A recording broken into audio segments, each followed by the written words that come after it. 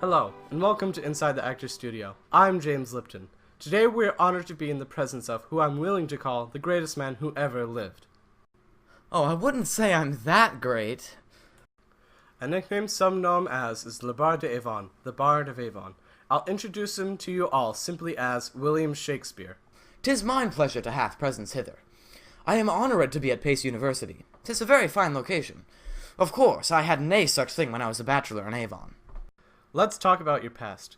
You were born in April 1564, but the date of your birth is unknown, although we do have the date of your baptism, April 26, 1564. You were born into this world to John and Mary Shakespeare. They had 7 other children. I had a very busy household because of that, forsooth. I can imagine so.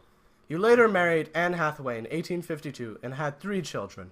Hamnet, Judith, and Susanna were their names. They were very fine children, and I loved them all very much. I was devastated when mine only son, Hamnet, died at the age of 11. You moved to London in the late 1850s, only a few years following you marrying Anne. The rumor behind this is that she didn't ever visit you in London once. Care to comment? I did it because I wanted to pursue becoming a playwright. 'Twas a very hard decision, Mary, but 'twas the right decision. 'Tis true, she never visited me in the city, but I visited her plenty. I would have a difficult time making such a decision. Now, after a few years upon arriving in London, known as the Dark Years, the very famous Globe Theatre was built in 1576. The theatre was mine pride and joy. 'Twas a shame how 'twas fordid. Yes, it was burned down during a performance of Henry VIII when a prop cannon lit the thatch roof on fire. Miraculously, no one was killed or injured in the fire. I would like to transition into a conversation on my personal favorite play of yours, Taming of the Shrew. It is a story of comedy and drama of a play within a play, taking place in the English countryside in Padua, Italy at the same time. Aye. I remember Taming of the Shrew being one of mine earliest comedies I wrote. I was oft criticized for the portrayal of Petruchio, a wealthy man looking for a jointress, essentially abusing his new jointress, Catherine Minola.